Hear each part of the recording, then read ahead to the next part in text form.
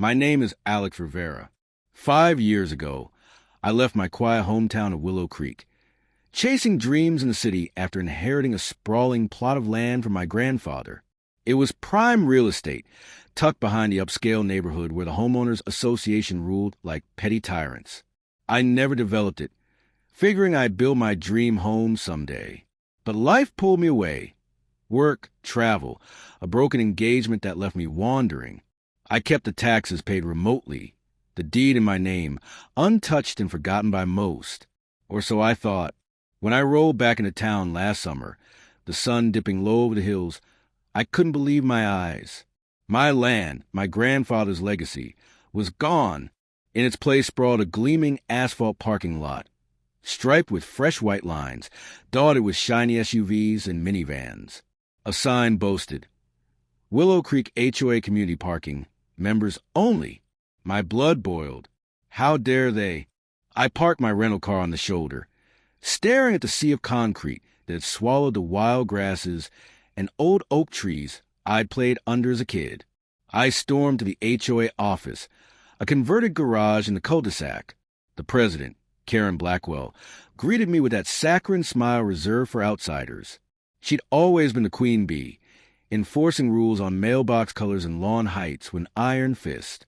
"Can I help you?" she chirped, not recognizing the boy who'd grown into a man.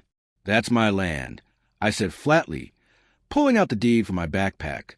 Her face paled as she scanned it, but she recovered quickly. "Oh, Mr. Rivera, we thought it was abandoned.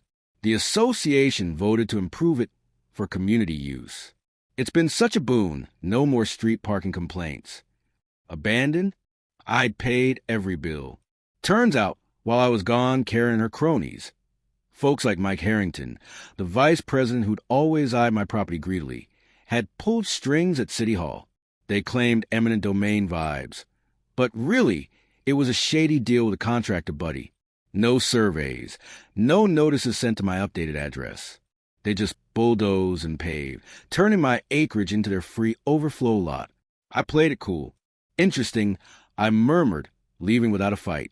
But inside, revenge simmered like a slow-burning fuse. I hired a lawyer, quiet and sharp as a blade, Elena Vasquez, who'd taken down bigger fish. We dug deep. Turns out the HOA had violated zoning laws, environmental regs, that Oak Grove was protected, and worse, they'd forged a permit claiming I'd signed off. Mike's signature was all over it. For weeks, I watched them from afar. Karen hosted barbecues in the lot, bragging about her vision. Mike parked his prized Tesla there daily. The neighborhood thrived on my stolen ground.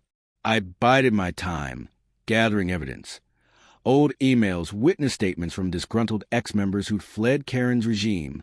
Then the hammer dropped. Elena filed suit on a crisp autumn morning. We didn't just sue for damages. We went nuclear. Trespass, fraud, environmental destruction. The judge, a no-nonsense type named Judge Harlan, froze the lot immediately. No parking allowed. Cars towed at dawn. Owners furious as they scrambled for spots on the narrow streets. Karen called me, voice trembling. "Alex, surely we can settle?" It was a misunderstanding. I laughed. "Misunderstanding? You stole my land." The trial was a spectacle. Witnesses spilled. Mike admitting the forge under oath. Karen's emails revealing kickbacks from the paver. The HOA crumbled. Fines piled up, hundreds of thousands. They had to rip up the asphalt, restore the land at their expense. But the sweetest revenge?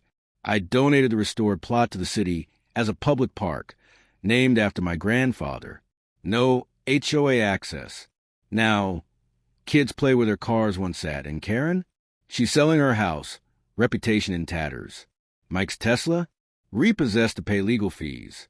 As I stand on my hill, watching the sunset over the new green space, I smile.